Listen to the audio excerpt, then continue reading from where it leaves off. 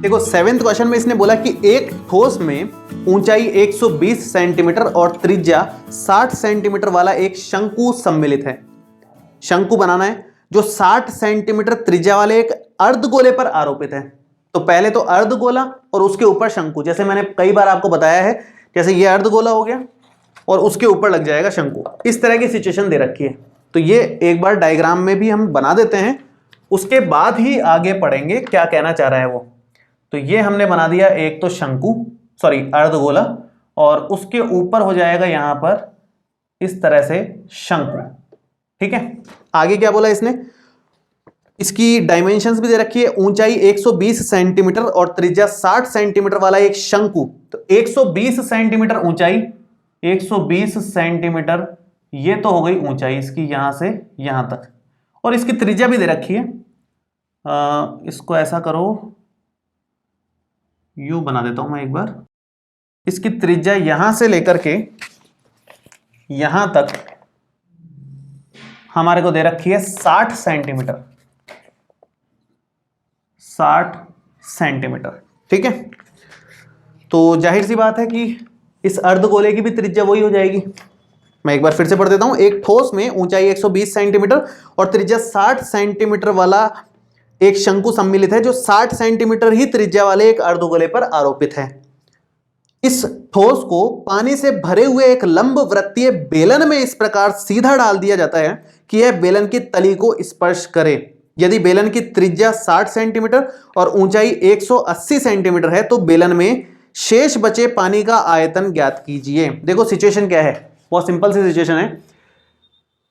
इस आकृति को उठाया और एक बेलन के अंदर डाल दिया, और उस बेलन की त्रिज्या भी 60 सेंटीमीटर ही बोली गई है। सेम एग्जैक्ट त्रिज्या है 60 सेंटीमीटर।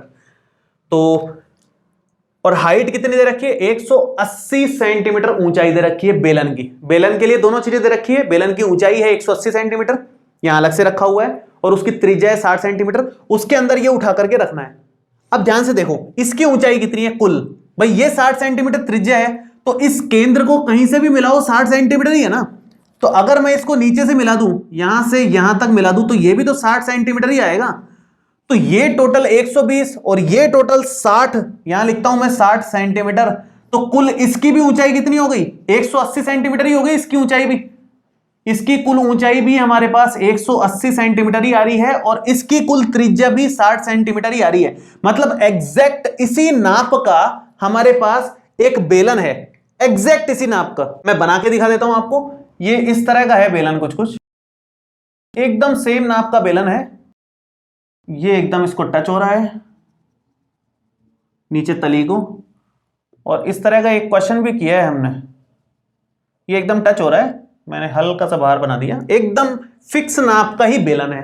अपने को क्या बोला है, ये पानी से भरा हुआ है, या ये समझ लो कि इसमें आप पानी भरें तो पानी कहां कहां रहेगा, यहां पर रहेगा, यहां पर रहेगा, और यहां पर रहेगा, और ये बनेगा, और एक यहां पर।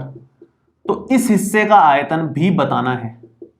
मैं एक बार फिर से पढ़ देता हूं कि इस ठोस को पानी में भरे हुए एक लंब वृत्तीय बेलन में इस प्रकार सीधा डाल दिया जाता है कि यह बेलन की तली को स्पर्श करे।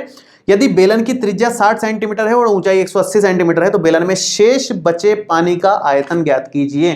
केवल हमें इस पानी का आयतन बताना है, कितना पानी इसमें बचा। तो सिंपल सी गणित है, ध्यान से समझो, कितना पानी बचेगा।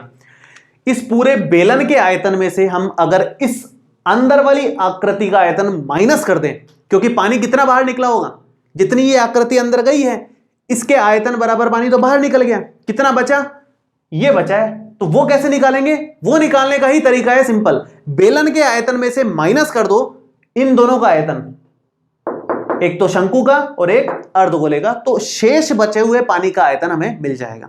तो मैं यहां पर स्टार्ट करता हूं। स्टार्ट करने से पहले आप यहां पर कुछ इंफॉर्मेशन लिख लो। त्रिज्या r बराबर 60 सेंटीमीटर है सभी के लिए। शंकु की ऊंचाई हम लोग स्मॉल h मान लेते हैं, वो है 120 सेंटीमीटर। बेलन की ऊंचाई की जरूरत पड़ने वाली है, त्रिज्या सबके लिए कॉमन है r। बेलन की ऊंचाई हम कैपिटल H से लिख लेते हैं क्योंकि ज्यादा बड़ा है तो कैपिटल से दिखा देते हैं। 180 सेंटीमीटर इसकी ऊंचाई है, बस इनकी जरूरत पड़ने वाली है। बाकी मैं इधर स्टार्ट करता हूं। तो आप लिखोगे कि बेलन में बेलन में शेष बचे पानी का आयतन, शेष बचे पानी का आयतन कितना आने वाला है? यह आएगा बेलन का आयतन। सबसे पहले तो बेलन के आयतन में से आप माइनस करो। क्या माइनस करना है? शंकु का आयतन और अर्धगोले का आयतन दोनों माइनस करने हैं। तो माइनस शंकु का आयतन और माइनस अर्धगोले का आयतन। ठीक है, ये तो ओवरऑल फॉर्मूला बन गया एक तरीके से हमारा। क्या निकालना है? बेलन का आयतन का सूत्र क्या होता है? पाई आर स्क्वायर।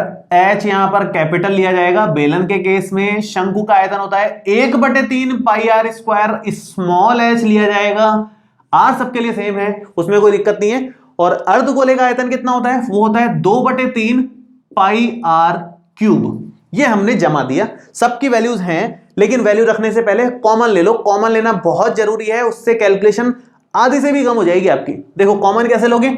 पाई कॉमन आ रहा है, आर स्क्वायर कॉमन आ रहा है, और तो कुछ कॉमन नहीं है, तो यहां बचेगा capital H minus pi R square common आ गया, स्मॉल एच और नीचे 3 माइनस एक तो 2 बचा, ऊपर आर बचा, नीचे 3 बचा। 2 बच गया, एक आर बच गया, पाई बाहर आ गया, आर स्क्वायर बाहर आ गया, नीचे 3 भी बच गया। अब मान रख दो, अब कोई दिक्कत नहीं है। पाई का मान 22/7 हम रख देते हैं। आर स्क्वायर, आर कितना है? 60।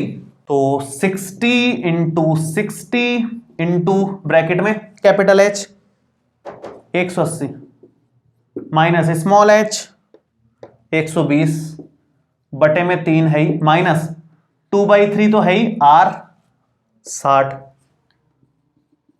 ये हमने यहां रख दिया, तो क्या बनेगा? 22/7 गुणा 60 गुणा 60 गुणा, ये तो आ गया 40 और ये है 20। तो 180 में से 40 जाएगा, फिर से 40 जाएगा, मतलब 80 चला जाएगा, 100 बचेगा ये। तो 22/7 गुणा 60 गुणा 60 गुणा 100 कितना बनेगा ये? ये तो 3.14 ही लिख लेते हैं हम लोग इसको। ये 60 गुणा 60 गुणा 100 और ये फाइनल बनेगा हमारे पास में 1130,400 सेंटीमीटर क्यूब। ये हमारा फाइनल शेष बचे हुए पानी का आयतन आ गया। इसको आप चाहो तो मीटर क्यूब में भी बदल सकते हो, सेंटीमीटर क्यूब में रखना चाहो तो सेंटीमीटर क्यूब में भी छोड़ सकते हो। मीटर क्यूब में अगर बदलना है आपको तो नीचे 6 जीरो से डिवाइड देना पड़ेगा, मीटर क्यूब में बदल जाएगा और आंसर आ जाएगा। ठीक है, तो फिलहाल तो मैं सेंटीमीटर क्यूब में छोड़ रहा हूं। बुक में दिया नहीं है कि मीटर क्यूब में बदलो, लेकिन आंसर पीछे आप देखोगे बुक के तो मीटर क्यूब में दे रखा है। मीटर क्यूब में आंसर बदलने के लिए आपको सेंटीमीटर को मीटर में बदलने के लिए कितने से भाग देना पड़ता है? 100 से। यहां पर क्यूब है तो 100 के क्यूब से भाग देना पड़ेगा। 100 100 100 3 बार लिखना पड़ेगा, तो 6 पॉइंट शिफ्ट होएगा, 1 2 3 4 5 6, तो 1.13 आएगा मीटर क्यूब। अगर लेना चाहो तो आप चाहो तो लिख सकते हो उसको, नहीं लिखना चाहो छोड़ भी सकते हो, कोई दिक्कत नहीं है। और मीटर क्यूब में अगर बदलना है तो मैं यही कर देता हूं, 1130400 बटे एक बार 100 लिखा, एक बार 100 लिखा, एक और बार 100 लिखा, तो ये मीटर क्यूब में बदल गया, जो कि 1.13 मीटर क्यूब आएगा। 1.13 मीटर क्यूब आ जाएगा लगभग अप्रोक्सीमेटली।